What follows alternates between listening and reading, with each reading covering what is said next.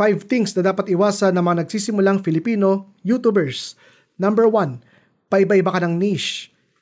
Kapag meron tayong niche o target audience na gustong pasayahin, dapat lahat ng episode natin para sa kanila. Let's say meron kang video tungkol sa pagluluto. Naka 3 episodes ka na, kaso napansin mo parang ang bagal ng growth mo. Pag nagpalit ka bigla ng niche, let's say bigla ka nag-travel vlogging, lalong masama sa channel mo yan. Bakit? Mamamatay yung momentum ng channel mo. Lagi nating tatandaan na yung growth sa YouTube ay napakabagal sa simula. Pwedeng 1, 2, or pwedeng 0 subscribers per week yung growth mo. Pero lagi nating tatandaan na yung small group mo na yan, yung small community mo na yan, nag-subscribe yan sa'yo kasi nagustuhan nila yung episode mo. So, ibig sabihin, kapag tuloy-tuloy kang nag-upload ng mga video na gusto nila, manonood sila ng manonood sa'yo. And that's the cue ng YouTube algorithm para mapansin yung channel mo. So, let's say ganito. Uy, ayos tong creator na to Napaka-consistent niya sa pagluluto. Tapos meron siyang small pero very dedicated at loyal na mga subscribers. Then that's the time na i-recommend ka ng YouTube algorithm sa bagong mga viewers. Doon nalalaki yung channel mo. Number 2, iwasan maglagay ng mga episode numbers. Ito yung episode 1, 2, 3, part 1, 2, 3. Bakit? Kasi nagbibigay ka na kagad ng obligasyon sa mga viewers mo. So what if nirecommend ni YouTube yung video mo sa new viewers, no? So nakita nila, uy, parang okay tong video na to Gusto ko to panoorin. Kaso lang, episode 4 na. Kailangan ko pang panoorin yung episode 1, 2, 3. Pwedeng di siya manood. Okay? Now, di ko sinasabi na dapat unconnected yung mga videos mo. Mali yun, no? Dapat totally connected yung karamihan ng mga videos mo. Pero iwasan natin maglagay ng numbering. Bakit?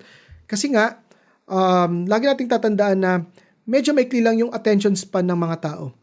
Ayaw nilang manood ng video na serialized o yung mga episode 1, 2, 3, and 4 kasi binibigyan mo sila ng instruction na kinakailangan panoorin muna nila yung mga previous episode bago sila magsimula dito. So what if ang na-recommend sa kanila, episode 5 na? Diba? Nakasulat sa title, episode 5. Di nila panonoorin yun kasi di naman nila nakita yung episode 1, 2, 3, and 4 Okay, so iwasan maglagay ng episode numbers.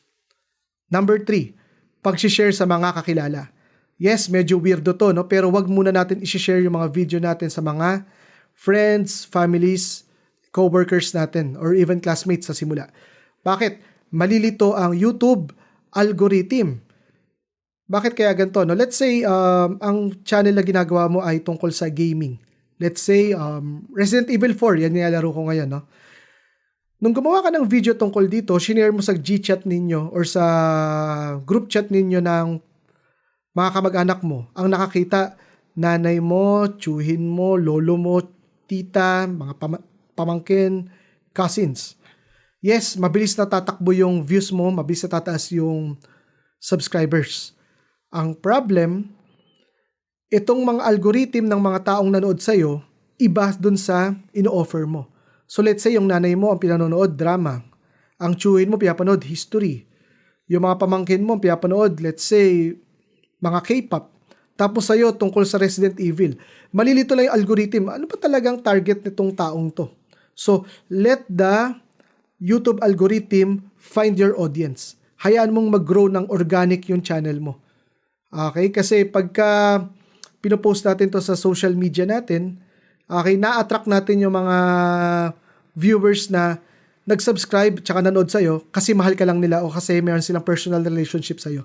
Hindi sila nag-subscribe sa'yo dahil sa gusto nila yung content mo. Okay. Number 4, obsession sa views tsaka sa subscribers, no? Okay, so tandaan natin na nakakapagod talaga. Wala tayong control sa viewership tsaka sa subscribers natin dito. Okay? Ang kaya lang natin kontrolin dito ay gaano nga ba kaganda yung video natin, gaano tayo ka-consistent maggawa, at ano yung topic na pinurpursue natin. Okay?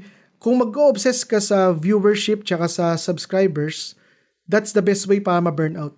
Kasi, sabi ko nga, sa simula ng YouTube career mo, Sobrang bagal niyan. Okay? So ano yung mga bagay na dapat sigurong pagtuunan mo ng pansin sa simula ng karir mo? Instead na mag-focus ka sa views tsaka sa subscribers, might as well mag-focus ka sa quality ng gawa mo. So po pwedeng hindi gumagalaw yung subscribers mo, hindi gumagalaw yung views. Pero napansin mo, paganda ng paganda yung mga videos mo. Sumunod, volume. Baka naman po pwedeng damihan mo yung videos na nagagawa mo. Baka po pwedeng singitan mo na ngayon ng isang long form tsaka isang short kung applicable. Okay? Focus on the things that you can control. Huwag sa views tsaka sa subscribers kasi mababurnout ka niyan. Itong channel ko to, itong may silver, yung may silver play button na yan. Years yan bago nagkaroon ng momentum. Bago nagkaroon ng serious views tsaka serious subscribers. So kung nag-focus ako sa views tsaka subscribers, matagal nang nawala yan. Okay, ang panglima natin, iwasan natin gumawa ng mga video na walang direksyon.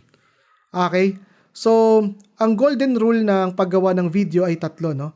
Ang video mo dapat is either to inform, mag-entertain, or mag-inspire. So, kapag pinanood mo yung video na yan, no? Yung video na ginawa mo, dapat kaya mong i-describe kung saan siya nagpo-fall sa tatlong kategory na yan. Kapag hindi mo malaman kung saan siyang kategory, mag-reflect ka muna, okay? Mag-pray ka muna, no? Ano ba yung topic itong video ko to? Ano talagang purpose niya? Kasi kung hindi siya magpo-fall sa tatlong kategory na yan, okay, hindi siya panonoorin ng mga tao or panonoorin siya tapos skip away na. Okay? So, yan yung 5 things na dapat iwasan ng mga nagsisimulang Filipino YouTubers, no? So, una, paiba-iba ng content or paiba-iba ng niche. Sumunod, iwasang maglagay ng mga episode numbers. Number 3, iwasan muna mag-share sa mga kakilala. Number 4, obsession sa views tsaka sa subscribers. And panglima, kawalan ng direksyon ng mga episode natin. Hopefully, may natutuhan kayo sa episode natin na ito at enjoy the journey. Takot ako.